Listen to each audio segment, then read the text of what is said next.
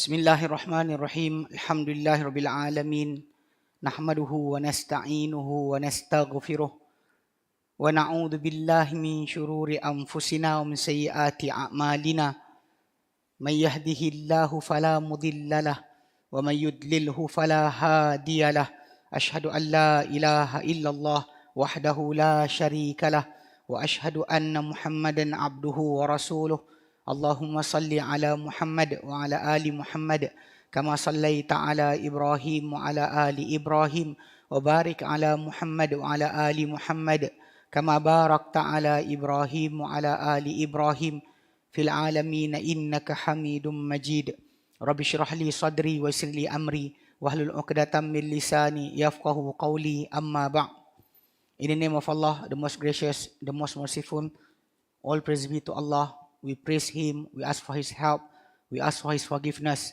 We seek refuge with Allah from the wickedness of ourselves and from the badness of our deeds.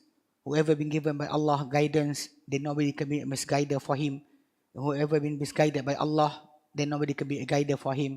I bear witness there's no God worthy to worship except Allah. Only Him knows associate for Him. And I bear witness that Muhammad, His messenger, His servant. O Allah, give good praise upon Muhammad and the family of Muhammad. They have gave good praise upon Abraham and the family of Abraham. O Allah, bless upon Muhammad and the family of Muhammad. Have blessed upon Abraham and the family of Abraham. Verily, you most worthy of praises and most exalted in glory.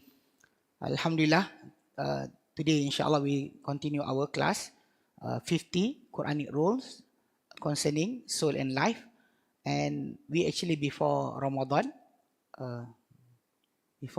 during Ramadan actually, we finish until the 30th rule. The 30th rule actually is about the saying of Allah in Surah Al-Qasas, verse number 7. It's actually an advice given by the people of Moses to Qarun. The Allah said, وَابْتَغِي فِي مَا آتَاكَ اللَّهُ دَارَ الْآخِرَةِ. Seek with whatever Allah Ta'ala gave you, seek the house of the last day, or the akhirah. But at the same time, وَلَا تَنْسَى نَصِيبَكَ مِنَ الدُّنْيَا. But don't you forget your part, or whatever you should have, your provision in this dunya. This is actually an advice to balance between living in this life, about searching for akhirah, and also to live in our life in this world. Alhamdulillah, we finished that. And today, inshallah, we'll continue to the 34th rule of Quranic rule. That is actually the saying of Allah from the Surah Al-Baqarah, verse number 120. The saying of Allah, وَلَن تَرْضَى عَنْكَ الْيَهُودُ وَلَن نَصَارَى حَتَّى تَتَّبِعَ مِلَّتَهُمْ. And will not ever please with you the Jew and the Nasara until you follow their religion. He said here, هذه قاعدة قرآنية عقدية. This is actually a Quranic rule related to the belief. نزلت قبل 14 قرنا, that being revealed, sent down to our Prophet Muhammad SAW before 1,400 years ago. Because it's really from among the Surah Al-Baqarah. And actually the Surah Al-Baqarah is the first surah that being sent down to the Prophet when he migrated to Medina. When he migrated to Medina, the first surah is Surah Al-Baqarah. So this ayah, this rule that about the Jew and the Christian will not be pleased with you until you follow their religion, their belief. That is actually what Allah Ta'ala want to teach us, to always think about the belief or the aqidah that we have, so that we are not following the Jew and the Christian. وَلَا تَزَالُ مَعَانِيهَا تَتَجَدَّدُ لِأَهْلِ الْإِسْلَامِ فِي كُلِّ زَمَانٍ. And its meaning always become new for the people of Islam in every time. You know, because this actually being sent down 1,400 years ago. Some people will say that about when you want to follow the Quran. Some people will say that the Quran had been sent down 1400 years ago. And you actually following a book before 1400 years ago. We actually have many things, wonders that actually not being there before in their time. Actually, I remember the conversation between my teacher, Sheikh Abdul Majid Azindani, Hafizahullah, with the education attaché of the embassy of French in Yemen. Actually, the conversation start when the attaché said to him, the diplomat said to him, why are you following a book that been sent 1400 years ago? That we actually not like them right now. We are actually not riding camel, not riding horses. We do ride, but it's actually for leisure, not for our transport. You know, our life is actually so different with them. So why should you follow a book that been sent 1400 years ago? So the Sheikh answered by saying, he said to the diplomat, if you have a car from, you say, the 50s, you know, a car in the 50s, Datsun Sunny or something like that. You know, some of our children today doesn't know about that car. Even they didn't hear about that car before. So that car is actually being the factory is in the 50s. He said that if you get a car like that, maybe 50 or 500, you kept it inside a secure place that will not corrupt the car. For 500 years, you keep it there. 500 years, you keep it there. And suddenly, after 500 years, you open up the place and you want to use the car. So, which manual will you use? Is it from the 50s or 500 years after that? A new catalog, a new manual guide. So the diplomat said, surely the 50s. Then they said, why? Because the car is still the same. You know, the tire is still for, the engine is still there, the fuel place is still there. You know, you don't have to change it. Because the manual is for that car, particularly, must be from that time. Because you cannot alter. If you give something, so many electronic manual for a new car, you want to compare with that car. You cannot do that. So the Sheikh said to the diplomat, do we human being change the way we want to commit things? You want to do good things or bad things. Is it changed from us? Means that your hand is still two. Your feet is still two. You still want to see something, you go using your eye. Listening with your ear. Holding with your hand. Even you want to backbiting. You want to backbiting the same way people did it 1400 years ago. Because people doesn't change. You don't develop wings or third eye on your forehead. You are still human. So the manual for being sent down 1400 years ago is about the human, not about the environment. It's about the human. For them to commit something wrong or doing something right, it's actually still using the same body part. You cannot commit sin just by, you know, the other way than seeing, saying, listening, holding, walking, still the same thing. So why should you get a new manual book? Why? So the Sheikh answered back. So the diplomat startled by the answer. And actually, it's so logical. Because human being is not changed. You can, you know, even if you go back a few years ago, 50, 70 years ago, even the usage of hijab today is actually being left out 70 years ago after the colonial time. The British came to us, the Japanese and everything. They actually changed our mindset. That before that, we actually covering ourselves. And now people start to understand back people wearing it. If you live in the 80s, early 80s, one of my sisters, she followed the Arkam. You know, at that time, the Arkam is the only group, Islamic group that encouraging women to wear niqab. Just seeing eye. At that time, people actually start to saying bad about that. Hantu kum-kum. Hantu kum-kum. Ninja. At that time. But now, you know, that actually become trend. Even the artists actually, most of them actually niqab. And people start to accept that. You know, because the circle of, we say the people, the human being, their circle of thinking is actually keep repeating. You know, right now it's like this. And maybe few years after this, people start to take off their hijab. And after that, maybe wearing back their hijab. Because that what we are seeing today. The thing actually following Islam, coming back, and people start to think about is actually so reasonable, logical for you to follow the book. And will come time, people start run away. So anyway, when we say about this, so Al-Quran Karim, that been sent by Allah to us, is actually relevant for every time. Not for the time of the Prophet only, for every time. Because it's actually controlling or giving us guidance for us to how we look, how we see, we eat, we drink, everything that we do with our own body. Not like whatever being taught by some of human these days. The mutation can happen.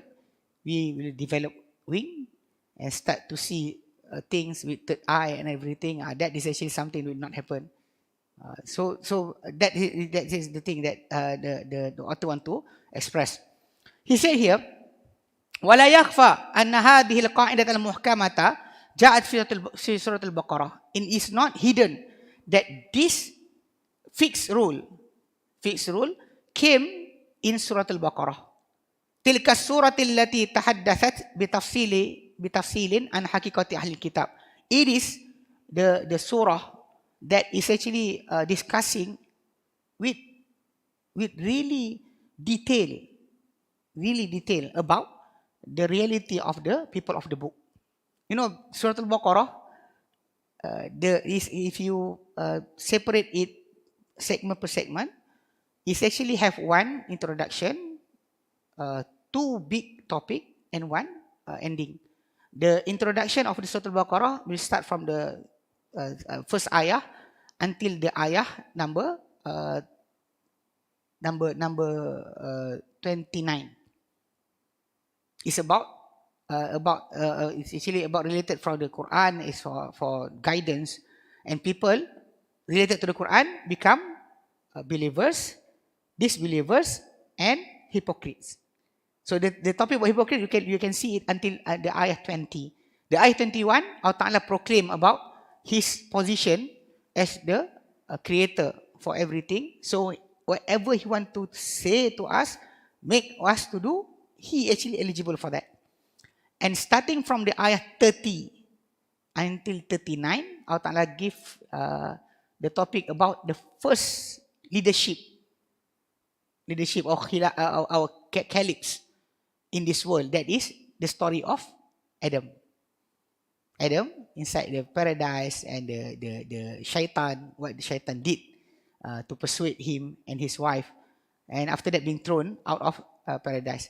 And suddenly, when you look into the ayah number 40, suddenly you can see there is actually the story of the Jew. You know, it's actually so quick. Suddenly, Ya Bani Israel, after the story of Adam, from 30 to 39, the verse number 40, suddenly you can see there the story about, or the talking, the speech being directed to the Jew. Ya Bani Israel. And this topic continue from ayah 40 until 162. Before the changes, the ayah, you actually, if you really listen to people when they recite the dhikr after salah, or the dhikr during tahlil, they will say, Wa ilahukum ilahum wahidun la ilaha illahu ar-Rahmanur Rahim. That is ayah number 163. Starting from that ayah until 283 is actually for us. But you know, like I said, from the ayah 40 until 162, Allah Ta'ala is talking about the Jew as an example of the failed caliphs in this world. Their attitude with Moses, their attitude with Muhammad sallallahu alaihi wasallam, and Allah Ta'ala Allah Ta'ala deny their attempt to relate themselves with Abraham, and in the end Allah Ta'ala give the sign of actually relocation of the wahyu from Bani Israel to Bani Ismail, from ayah 142, where Allah said, "Sayaqulu sufaha minan nas ma wallahum an qiblatihim allati kanu 'alaiha." The people, the ignorant people will say, the foolish people will say, what make they change their qiblah from the place that they worship before? So Allah Ta'ala said that ayah is actually the turning point until 162. Is the last segment of the talking about the Jew.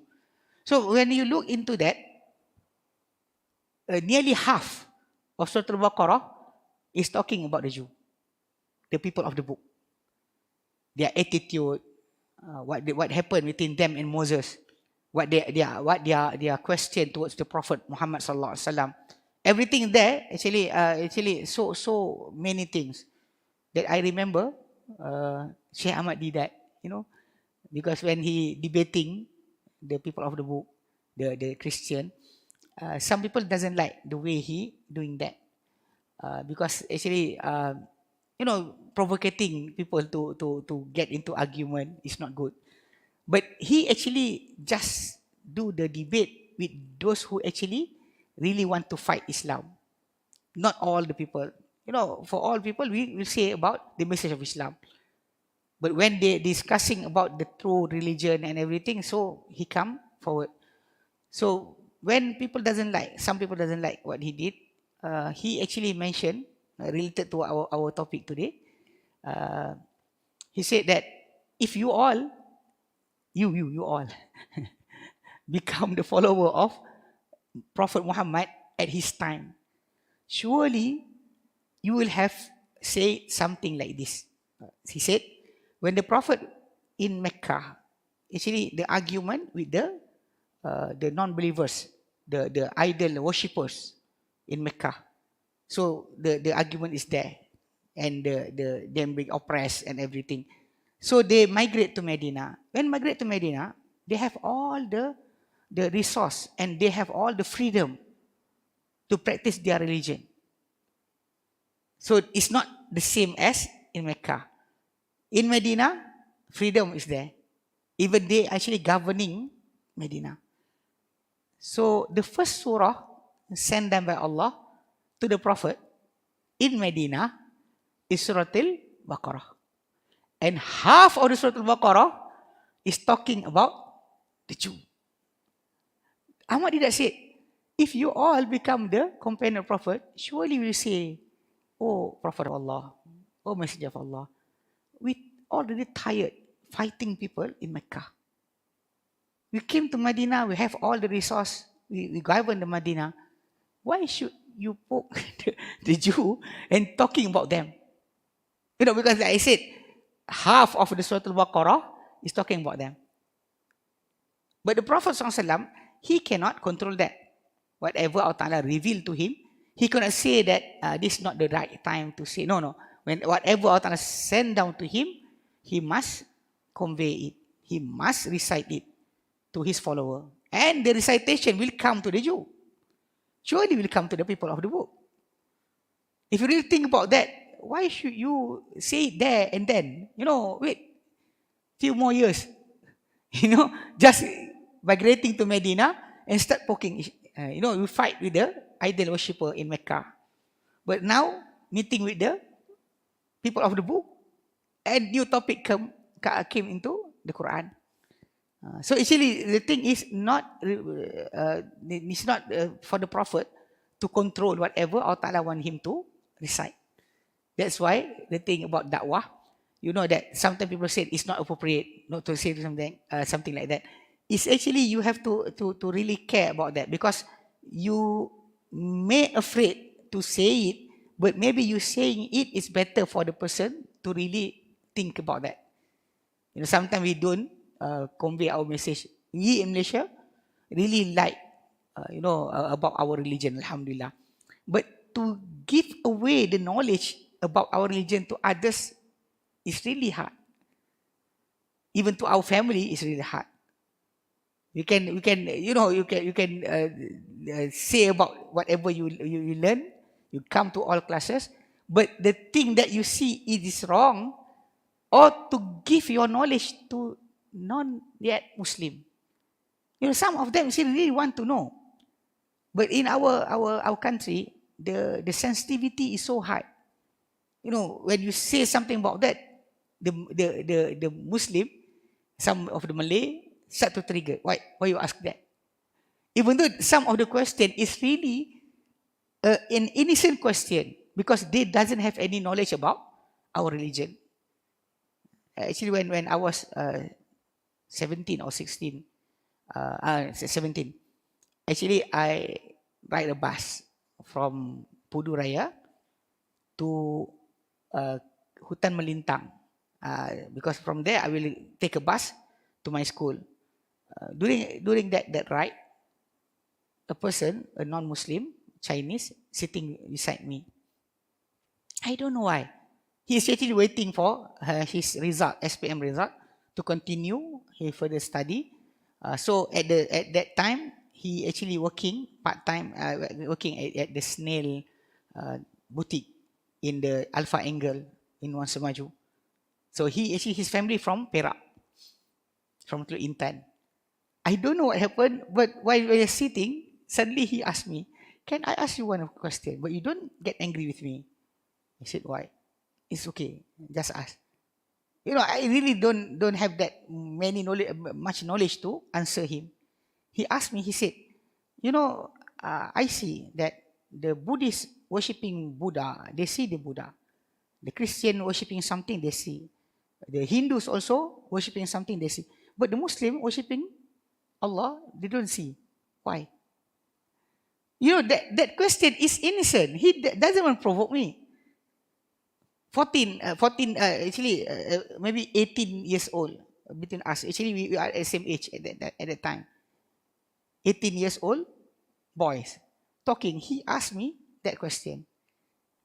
So I really think about it. What do I answer? At that time, the thing that we memorize from the attributes of Allah is not like we use just now, like today, looking into the Asma'ul Husna for more than 99, more than 100 names of Allah and attributes we learn. At that time, we learn only sifat 20. Only 20 we memorize. Wujud, Kidam, Baqa. We just memorize that. So I think, what do I answer to this guy? So I just remember, mukhalafatuhu lil hawadith. Actually, Allah Ta'ala is actually not like whatever new, created. Allah Ta'ala is the opposite of it. You cannot, because Allah Ta'ala in the Quran said, Laisa kamithlihi shay. It's not similar, or any example is near to him. Because Allah Ta'ala will not ever be like his creation. Whatever being created, Allah Ta'ala is the opposite. So I answered to him, if a person created the bulb, Thomas Edison, light bulb, does his face is like the bulb? I said, no. A person created a car, Henry Ford created a car. Does his face like a car? No. Then I said to count the one that created this, that created everything. So I said, between the creator and the creation, you cannot say that must be similarity between it. You can understand like the creation, like the bulb in front, on top of your head, the light bulb. If I say that the creator of that light bulb is actually a cobbler, uncle cobbler in Kota Damansara, can you accept that? No. If I say the one that created that engineering student from University of German and something like that, you can accept that. Because actually the relationship between the creator and the creation is really about whatever in the creation there, the creator must have the capability to create it. That is the relationship. Not to say that the creation is similar to the creator. So I said, the one that create bulb, Sekar, he said no. Then the one that created the sun, the moon, the human, should he be like what he's create? He said no. Then I said, that is the same. The creator of us, everything, should not be like us. Should not be like us. I said, he founded around and started to think. And there's a few things that we discuss. And after that, he keeps shut. He doesn't say anything to me. And when we pass Sungai Udang, he went down, buy 2 Coca-Cola in plastic, ikat tepi, and he give me one. But he doesn't say anything after that. But that is the opportunity. But when I told this story to my friend, my Malay friend, I said to him, this guy said to me, oh, said, if I being asked like that, I will hit that guy. I said, why? You know, he asking about our God. I said, then answer. Why should you hit him? You know, normally they don't like the question because they don't know the answer. I, at that time, 18 years old, I don't know what the answer. But I just think, what should I answer to this boy? His question, he said early in his question, don't get angry. You know, so that's the thing. In our country, you know, the sensitivity of questioning about your belief. If you know the answer, you don't care. Anybody asks you anything. But if you don't know the answer, you start to get angry. You're angry at yourself, but you lash it out to the person. It's so wrong. So it's the same like we said just now. We can have a discussion about cooking, football, car, everything, but no discussion about religion between us and between our family members, husband to wife, wife to husband, parent to their children, children to their parent. It's so sensitive.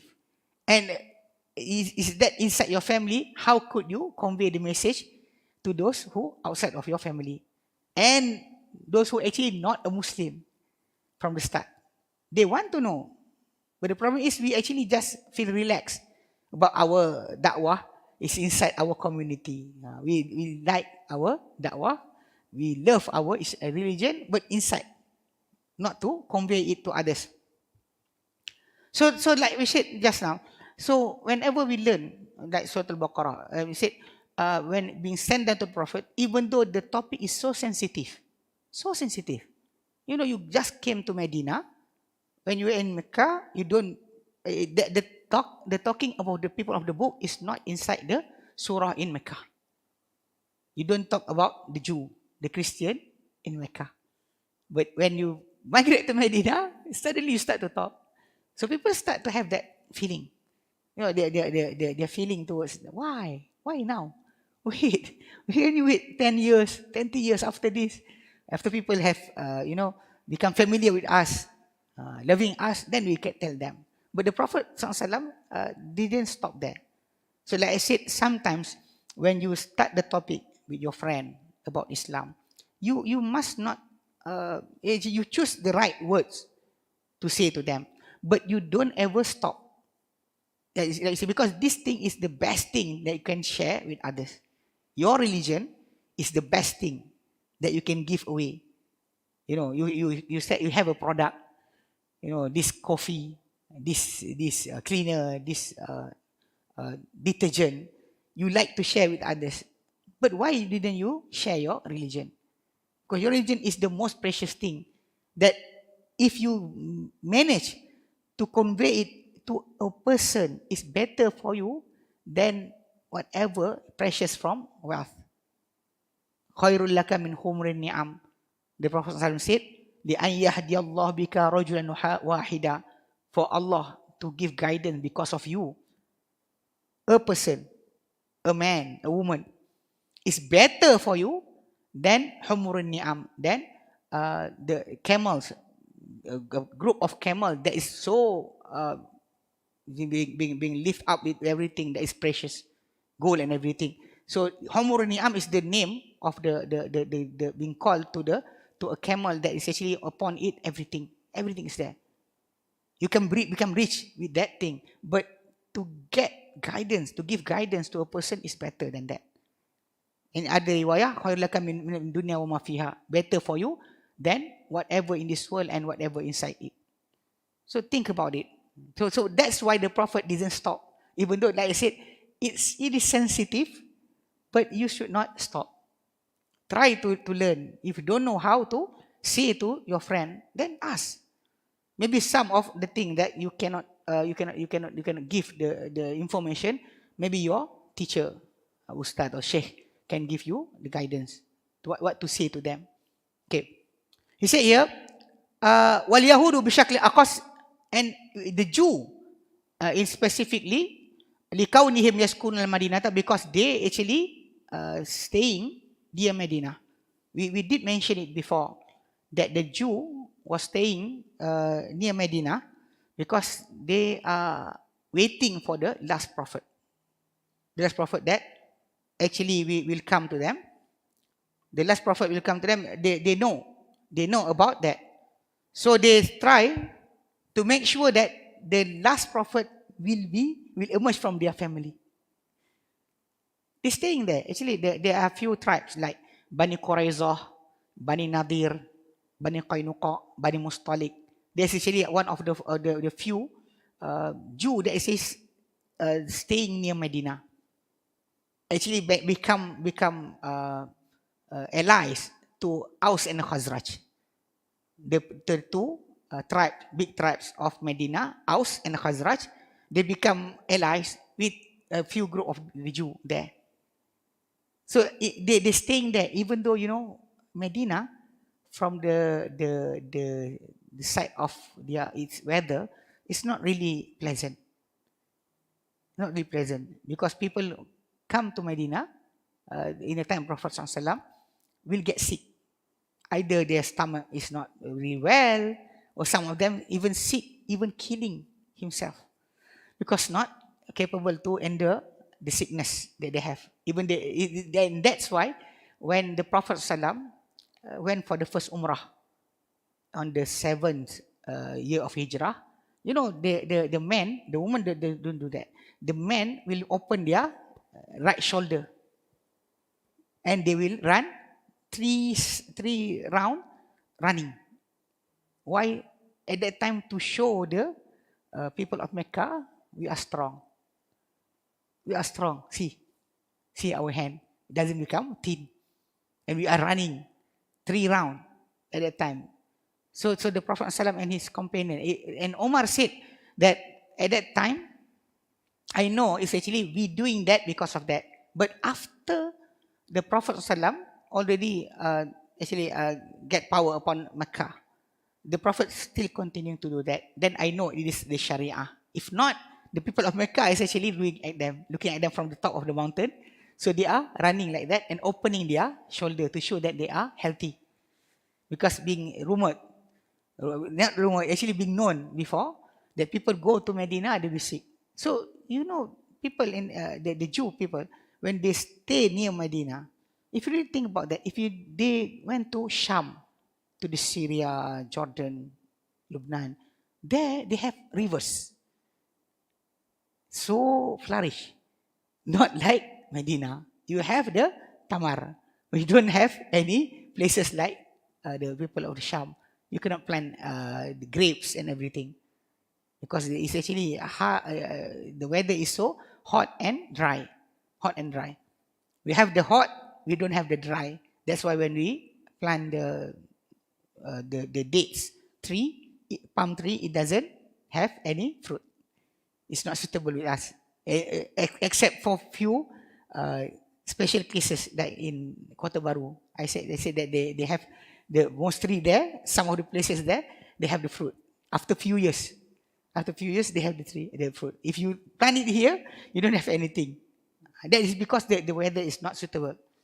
And that is the thing about Medina. But so the Jew is staying there. Why? Because they know about the Prophet will emerge, will come to Medina.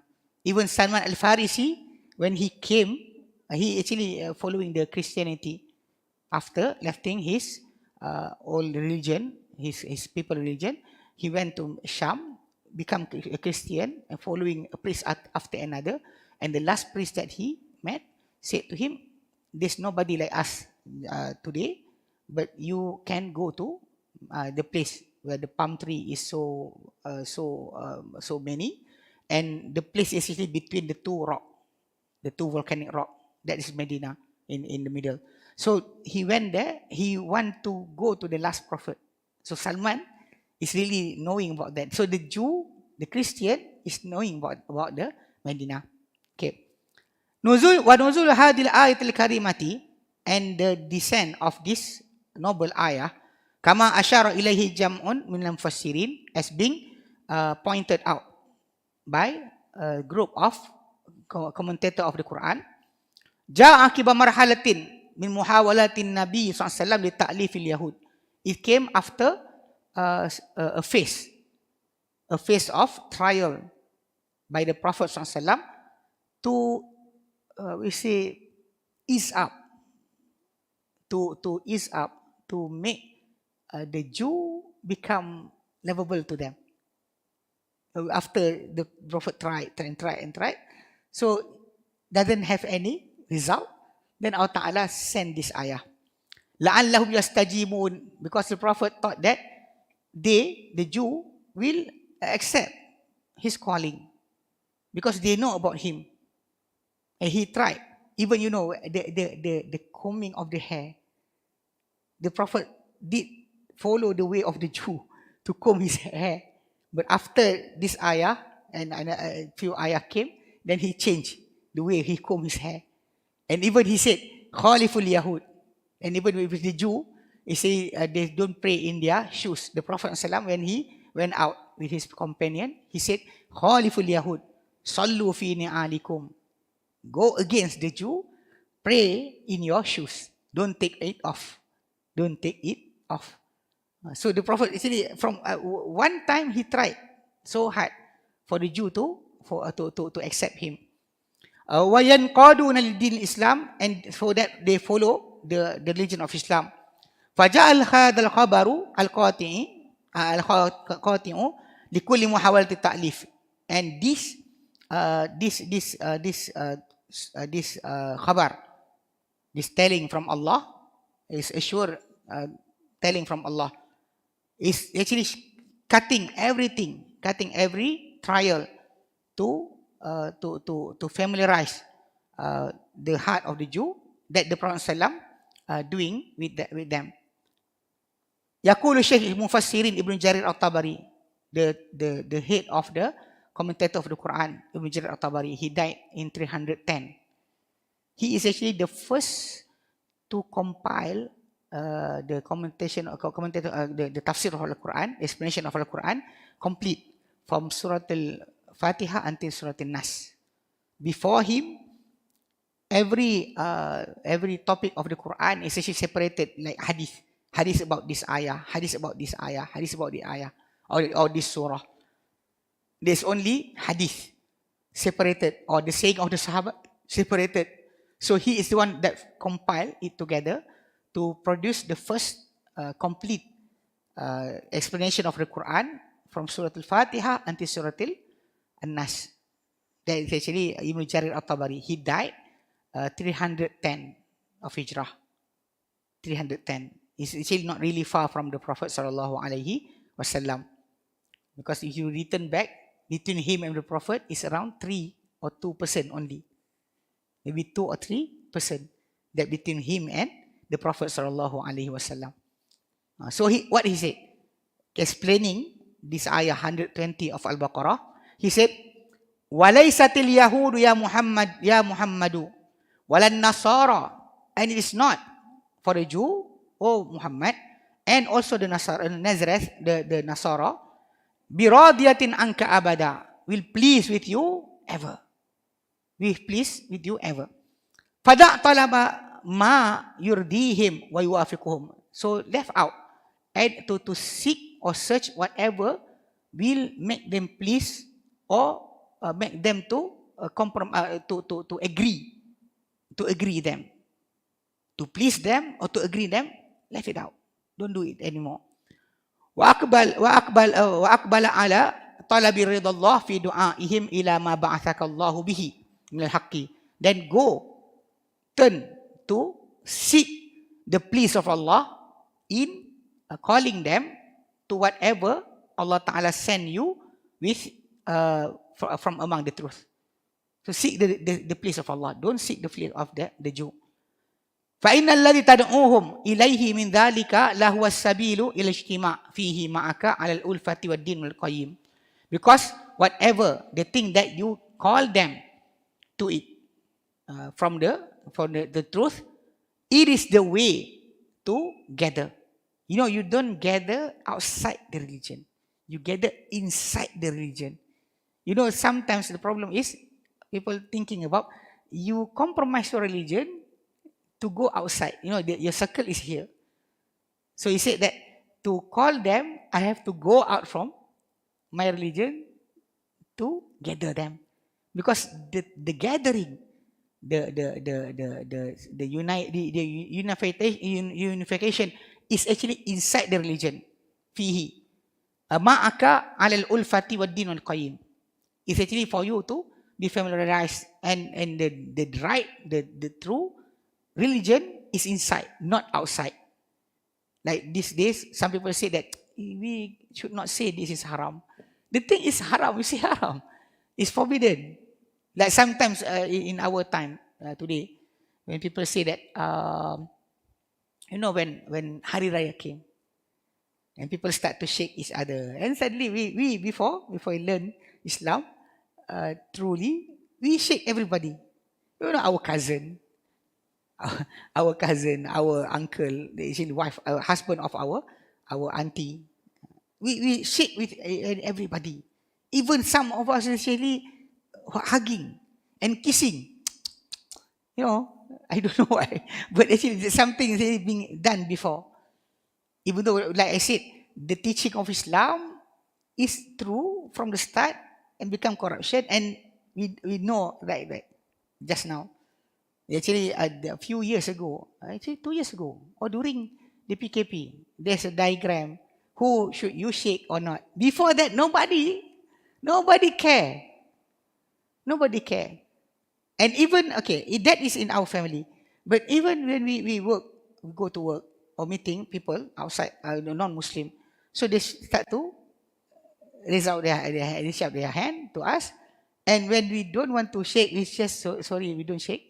He said, you making shame that person. You know, you should respect him. Respect him. Don't do that to them. But the thing is, they should know us first. Like the Indonesian, when we go to the embassy outside country, the Indonesian actually they do it like this. Even though this gesture is not really from Islam, it's from the Hindus gesture. You know, we do something like this. So when people, the wives of the diplomat, I saw some of them, when people reaching out their hand, say they do like this, to not shaking their hand. So things like this. Your religion is actually something that have the rule that people should know and learn. Because these days, some people actually giving the respect to other religion more than the religion of Islam. Even though Islam is the most, what you say, strict about its command or its rule.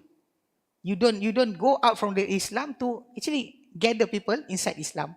Whenever you left out the principle of your religion, the people will not respect your religion anymore.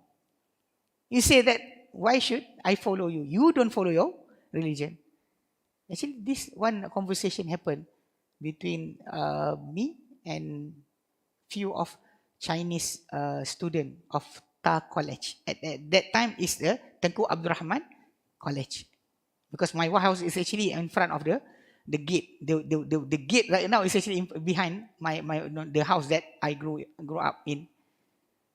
So a conversation happened. So one of the Amoy, said to me, if we love each other, why can't we just marry without I changing my religion? Why? He said. I said, because the constitution. Because the constitution is actually dictating that. He said, why? So I said, you don't care about what being taught in your religion. He said, yes, I can compromise. Even though if being said there, not to marry outside your religion, outside Christianity, but I can compromise. You should compromise first. I said, if you don't really follow your religion, come to our religion. You don't really follow Christianity, come. Why should you? Why? Because you don't honor whatever being said inside that book.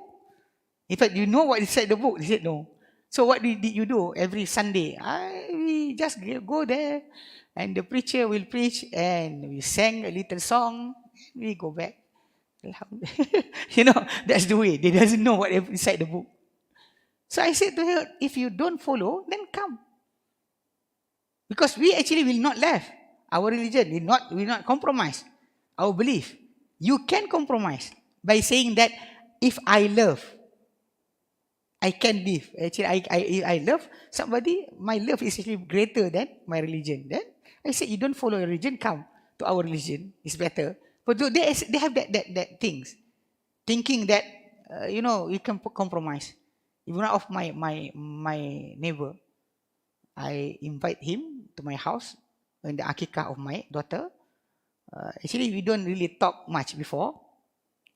So I invite him. I said, we are actually having some food make for my newborn daughter. So I invite him to come. He actually, I just want to cook just now. Okay, I will come.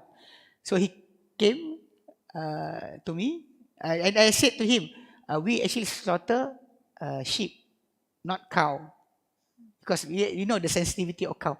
He says it's okay. Cow is okay also.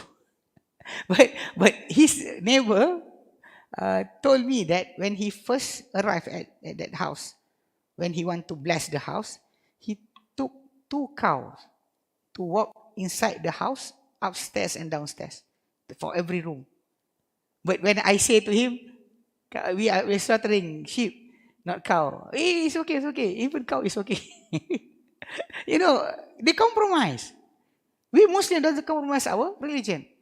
Whatever we believe, that is we hold it firmly. We don't go out of our religion to take people inside our religion. Because when you don't honor your religion, nobody will honor it. No, we say that they themselves doesn't follow. Why should we follow? So to hold on, steadfast on your religion will make people to respect your religion. It's not the other way. So it says here, not to go out, because inside Islam is the place for you to be familiar, to be loving each other, and to the straight religion. Wala sabilaka ila irdaihim bittiba'i millatihim. And it is not the way, there's no way for you to please them by following their religion. Li'anna al-Yahudiyata didun Nasraniyata. Because the Judaism is against the Christianity. Even if you follow the Judaism, the Christian will not please with you. Okay?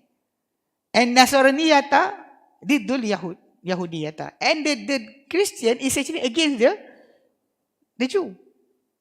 Without many people knowing. I think I watched a documentary. The journalists go into Jerusalem and asking people about Jesus. Clearly, they're out of people they met, 10 of 10 will answer that Jesus Christ is not a prophet, imposter. And some of them, the young one will say, I don't know about him. The Christian doesn't feel anything when the Jew saying that. Even though essentially they're saying against Jesus, peace be upon him. This is something that we learned before. Why they don't have any saying back, what to say back to the Jew? Because they're thinking about waiting for Jesus to come back. Because the Jew is actually offering to them, said that Jesus will come back. You think about that. We, Jew, think about somebody will come. We don't know who. But if Jesus will come back, to whom he will return? To his people. And we are his people. So come, help us to build our country. Then Jesus come. If he said that your religion is good, true, we will follow you. And if he said that we are, then you follow us. So right now, when you see that the Christian people is actually really helping the Jew, it's because of that. Thinking about when Jesus will come, when the country is actually created, being established, the Jew country established, then Jesus will come. They're thinking like that. So that we know that they feel something when the Jew said Jesus is nothing, imposter. They feel something, but they don't answer back because they are waiting for. Actually, be patient until Jesus come. That is why what you are looking right now. Sometimes people say that so actually they don't understand why the Christian is helping the Jew to build a nation, even though the Jew is denying the key figure in their religion. The key figure is Jesus Christ. Jesus, son of Mary. That is the key figure. The Jew is denying him, but the Christian is still helping them to build the country. Some people doesn't know the reason. That is the reason that I told you just now. Because they have the belief that Jesus Christ will come when the country is established. So help to build the country, then Jesus will come. They thought like that. We Muslim have better answer. We say to them that who is the one that tried to kill Jesus? Who? His own people. His own people. You know, Mel Gibson, when he make a movie, Passion of Christ, you know why that movie being hated so much by people, by the Jew? Because in that particular movie, they follow exactly what inside the New Testament. What the conversation between Jesus and his people. Even he used the Aramaic language. He doesn't use the English language. Aramaic language and subtitle. Why? Because that is the language being used by by Isa, our Jesus Christ, peace be upon him. That is the language. So Mel Gibson is making that movie. The Jew is so angry at him, saying that he is actually anti-Semitic. Even though that is the real story, if you read inside the Bible right now, the New Testament, the Gospel according to Mark, Matthew, Luke, and John, you will find everything there is inside that story. Everything is there. So you can say to the Christian that who is people that try to kill Jesus? You said the Jew themselves. And if Jesus Christ come to this world for the second time, who will he be with? With the people that doesn't follow his commandment, or the people that practicing the commandment?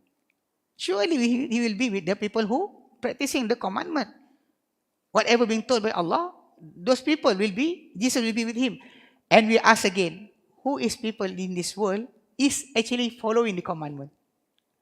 More than the Jew. We Muslim are actually the one that is following exactly whatever being told by Moses for his people to follow. We, by the teaching of Muhammad, is really by the dot following everything. So if Jesus come for the second time, who will he be with? With us. But not with the people that try to kill him and not following his commandment. So anyway, that is the conversation. You have to know that why the Jew is actually, even though the animosity between them is there. But like being said here, if you want to please the Jew, the Christian still not pleased with you. You please the Christian, the Jew will not please with you. The same as being said here.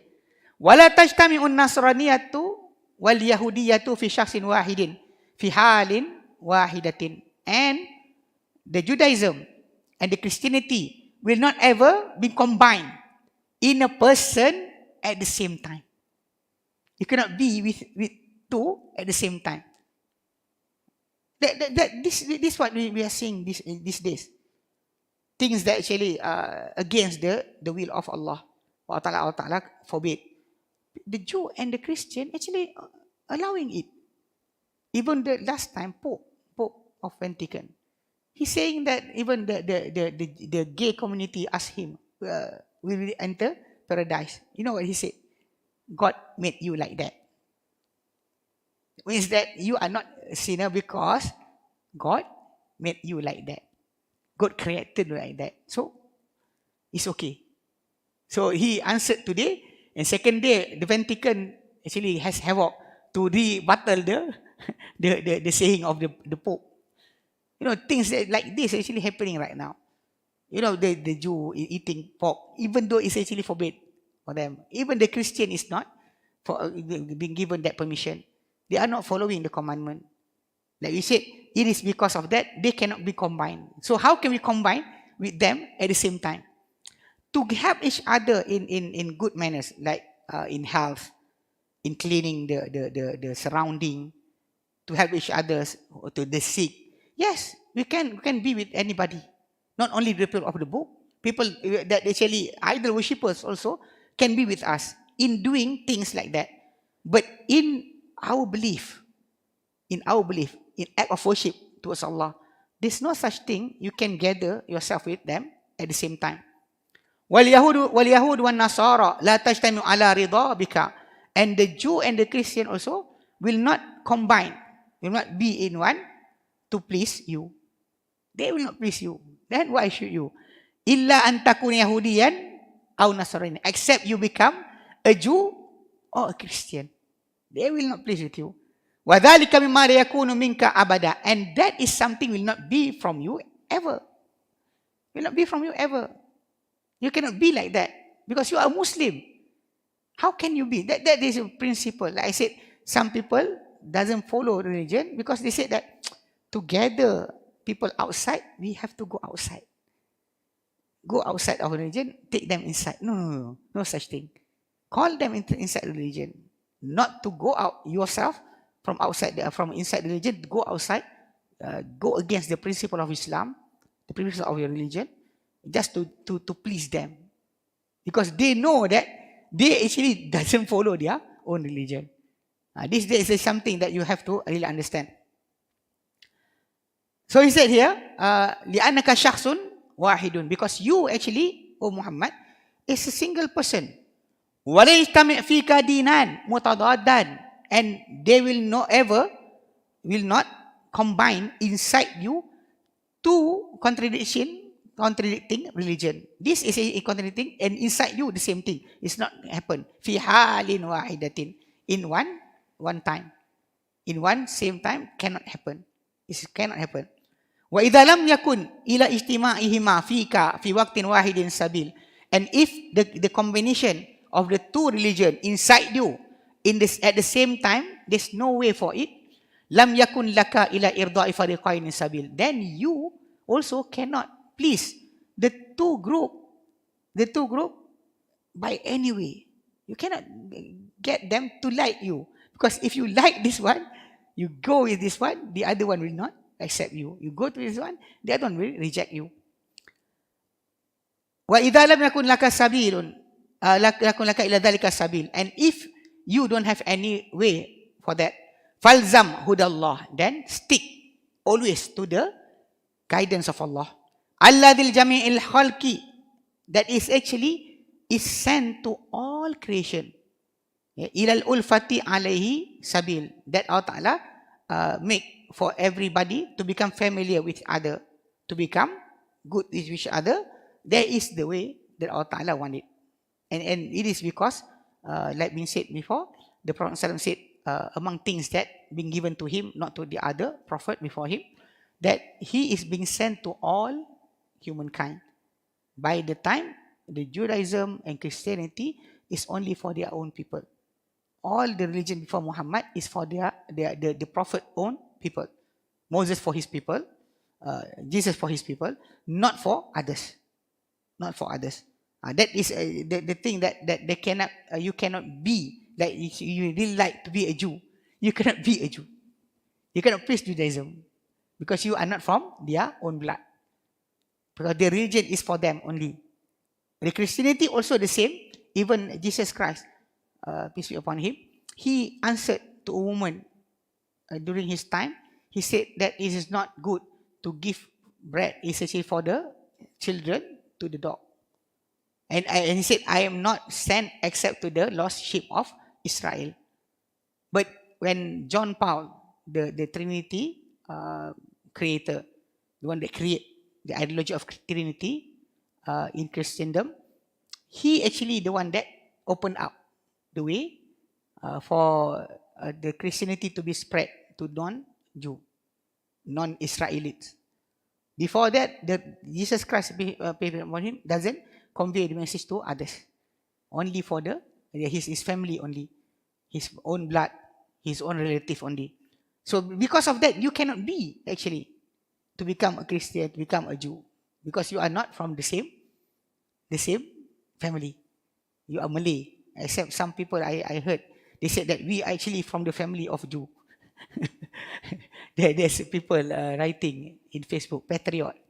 They said that we are from the lineage of Keturah. Even just now, some of my friends shared in Facebook a Jew actress and a Malay actress. But the Malay is mixed. The Malay is mixed, standing side by side. They said, see the similarity between them. So we are from the Keturah, from the Jew tribes also. There is something that actually really weird. We don't want to be them. We want to be a Muslim. But those people said that we are Jew. The lost tribe of Jew is the Malay. They say the Malay is the lost tribe of Jew. Allahu a'lam. فَتَأَمَّلْ مَا تَضَمَّنَتْهُ تَتْمِيَةُ هَذِهِ الْقَاعِدَةِ. Then look into the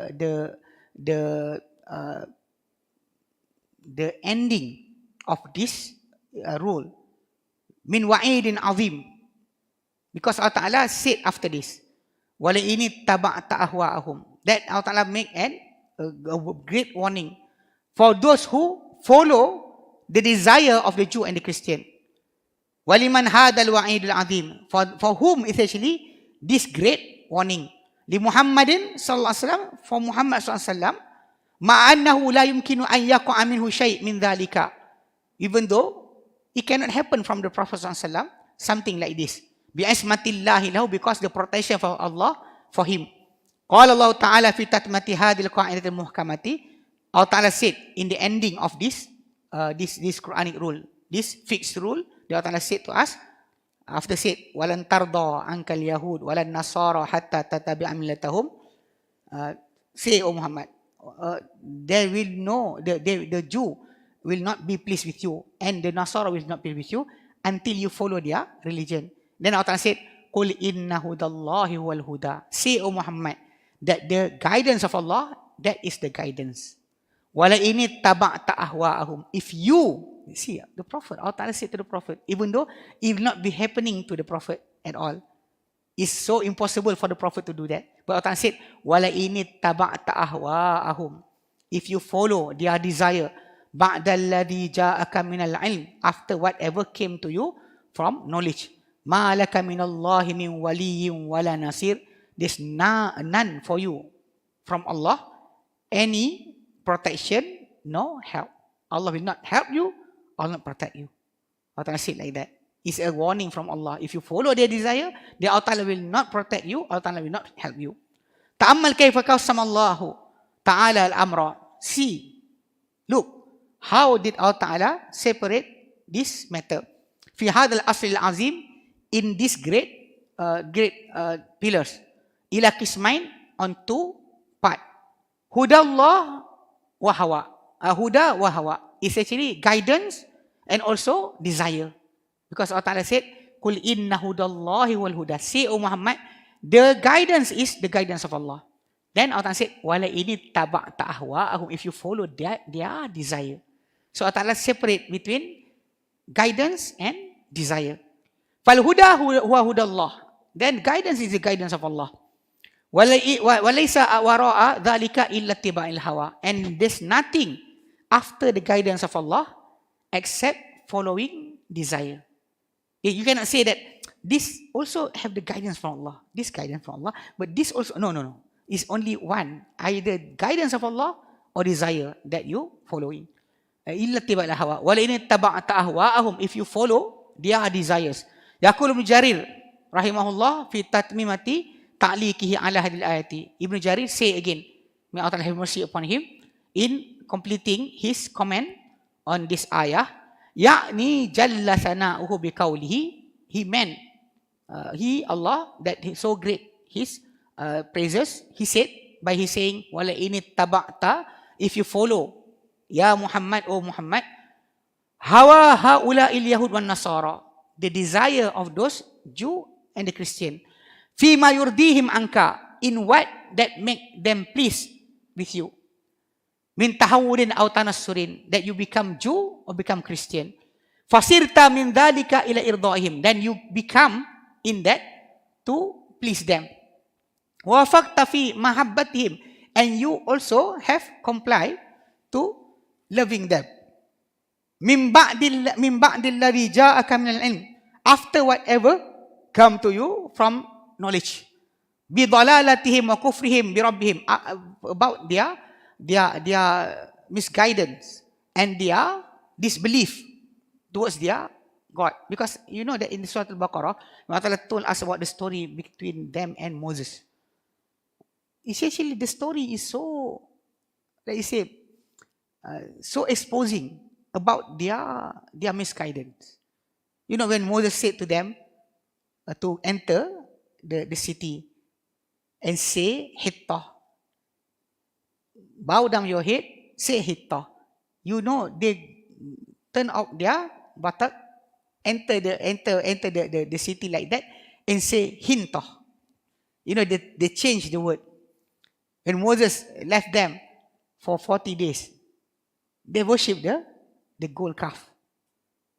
You know, when Moses actually praying for them for food from Allah, manna was salwa. Manna is actually a type of sweet. They said, some of the commentators of the Quran said, like cotton candy came down from the sky. So they took it, mix it with water and drink. So, and the other one, salwa, is like a bird, a type of bird. So they can eat. Suddenly they said to Moses, they said, we are not satisfied with just one food. Ask from your God for the cucumber, for the onion, for the garlic, for everything. You know, things being given by Allah. And also when Moses take them to the Mount Sinai, to get to take an oath from them. 70 of the most precious people of Moses, 70 of them. Suddenly they said to Moses, "Lan nu'mina laka hatta narallaha jahra." We will not believe you until we see Allah in front of us.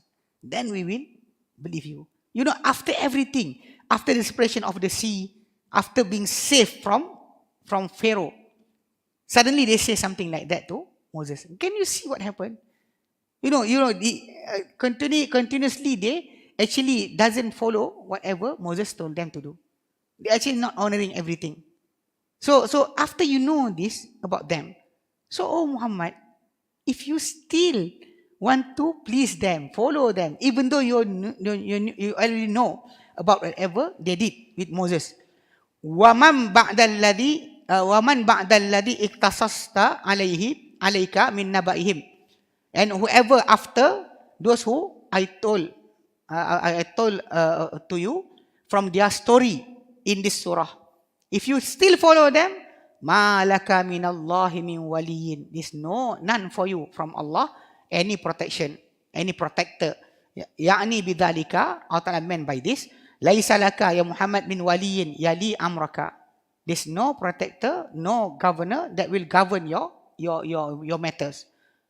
وَقَيِّمٌ يَقُومُ بِهِ. And nobody will administer anything for you.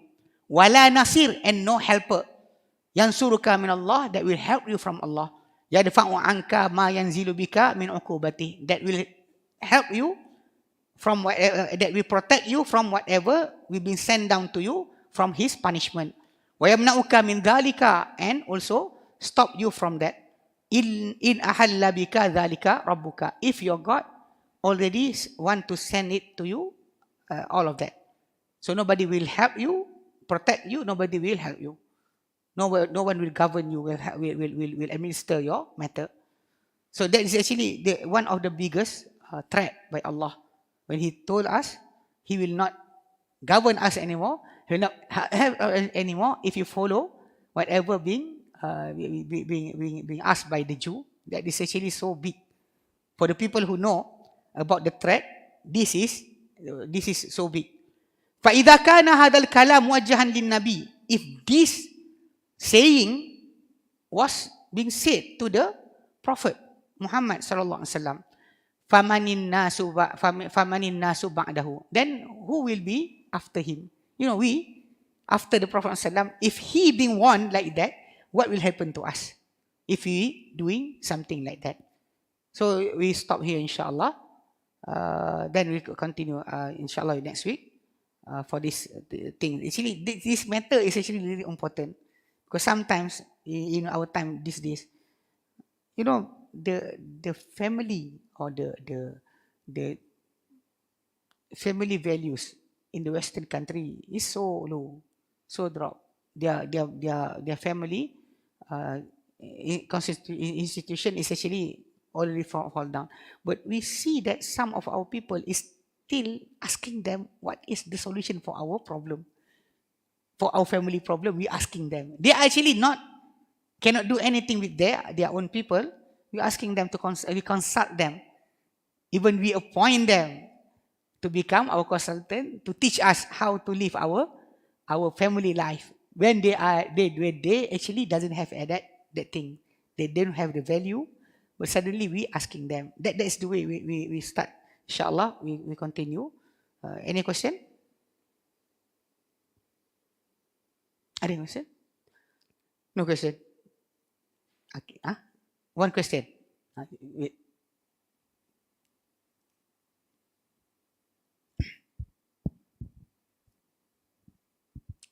Assalamualaikum, Ustaz. Assalamualaikum. I have one question regarding culture and also religion rules.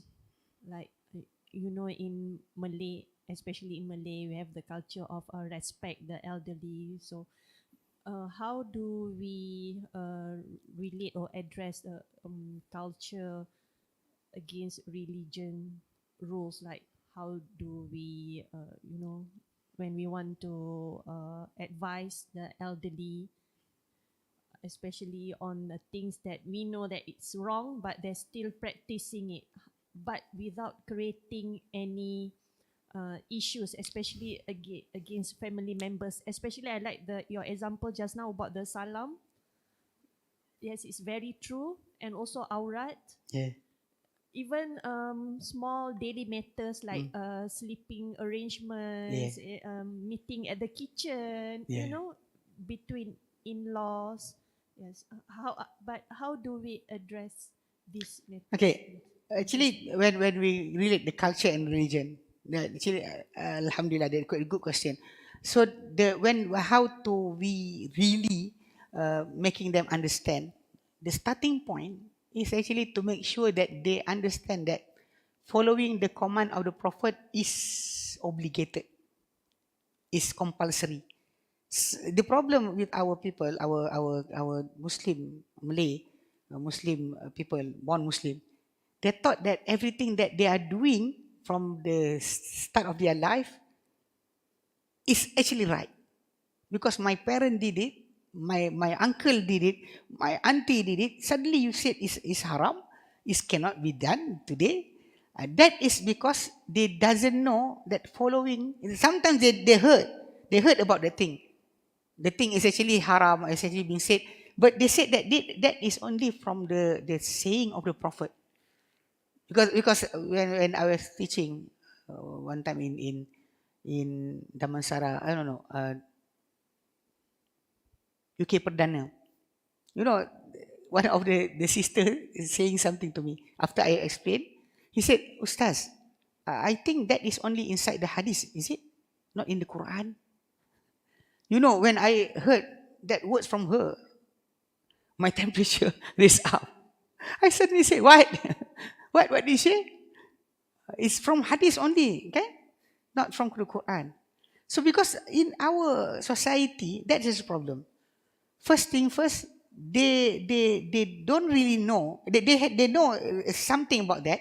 And suddenly somebody said that is from hadith only, not from the Quran. And then following the Prophet ﷺ, they think that you can follow and you can not follow him. It's not compulsory. Even though we know that from whatever being done by the Prophet in his life, there are things that is compulsory for us to follow. Because the sunnah is not sunnah. You know, the sunnah thing, maksudnya means that if you do it, you get the reward. You don't do it, you get nothing. But at the same time, we know that the Prophet ﷺ, when he told us to do things, and his saying is actually the explanation of the Quran. His saying is the explanation of Quran. How can you understand the Quran without understanding the saying of the Prophet? Because some people say that he is not following Islam. He said, Ustaz, if I follow Quran, why should I follow Muhammad? You know, this first matter is the thing that we must tackle. You know, the understanding for about whatever being told. Because the Prophet ﷺ did say, man kullu ummati dakhala jannah illa man aba. Every people of mine, every people of my religion, my followers, will enter the paradise. Illa man aba, except whoever doesn't want, whoever disagree. So the companion asked, Faman ya'ba, who is the one that disagree? The Prophet said, Man ata'ani dakhala jannah, whoever obey me, he will enter the paradise. Wa man asani faqad aba, whoever doesn't follow me or disagree with me, faqad aba, he is the one that rejecting, doesn't want to follow. So that is the basic thing. After the person already understand that he want to get to please Allah in every action that he, this thing will go inshallah rightly in our family. But the first thing is actually they have to understand that following the Prophet is compulsory, not an optional. It's compulsory, obligated. You cannot be that. So the culture that we have, we must when the person understand that. So every time the culture, I think about culture emerge, so he will always compare with the whatever being said by the Prophet. So it will be easy. But if the person doesn't have that value about whatever being said by the Prophet, must be obeyed, must be followed, then there's problem. You know, you make any rules, they will go against it anyway. Even you put Quran there, they will say that I will not follow this. This is your interpretation. I have my own interpretation. Because it happened once before. There's a family. Actually, they came to learn Islam. So the problem is the sisters staying inside the house. Then one of the sisters have a husband. So this husband sometimes be in the house when his wife is not there. Just staying with one of the sister, and they actually start to learn. Came to Yasin Ta'lim, start to learn, and they start to avoid that thing and start to question. Suddenly the brother said that, the brother-in-law said to them that, I asked the Ustaz in the mosque, he said it's okay. You know, the hadith is there. The companion asked the Prophet. The Prophet said, do not a man be with a woman without any mahram. Cannot be. Without any mahram. Just like that cannot be. Must be somebody else with them. Suddenly the companion asked, Wal-Hamu is in-laws. You know, brother-in-laws. The Prophet answered, Wal-Hamu al-Maut. That the in-laws is death. Means that is more dangerous than others. Because the in-laws, you start to say that these in-laws, can they do something wrong? No, it will happen. Shaitan will be there. But this guy just say, I asked my ustaz, he said okay. Even though you put there the hadith, he will start to say this is hadith, but my ustaz say it's okay. So not really valuing the saying of the Prophet ﷺ is just the beginning. So starting from that, to ensure that they understand that following the command of the Prophet is obligatory, and essentially the only way that Allah Ta'ala will accept you, then only you can do anything about the culture and the religion. Like these days, when our Sheikh Husseini talking about the mercun, he said he's so against the mercun. Laying the mercun is not the culture of Islam. He said you are burning your money. People still start to fight him. Doesn't want to. He said that we play with this thing from our ancestors. They cannot obey the Prophet ﷺ way of celebrating Eid. It's actually by proclaiming the greatness of Allah. Allahu Akbar, Allah. They don't want to say that. They want to psh, psh, psh, psh, psh. They don't want to say the greatness of Allah. So that is the way Islam teach you to feel great, to celebrate the Eid, the day of Eid. But they doesn't want that. They said, our ancestor playing meriam buluh. Must be this mercun. No mercun, no hari raya. When this day we get the permission to sell some of the mercun. The government is always changing. Sometimes they said it's haram. No, for wait. One time they say okay, it's changing. So people actually doesn't really understand. But we, by Islam, we know that. So teaching them to really value the saying of the Prophet and make them understand about that, then everything will go smoothly. Any culture, whatever things that they did before, they will always compare it with the hadith, compare with the Prophet sallallahu alaihi wasallam, and that will guide them to the goodness. If not, you cannot teach them anything. Like I said just now, the sisters really value because they learn. They cannot be with the brother-in-law inside the house without the sister there.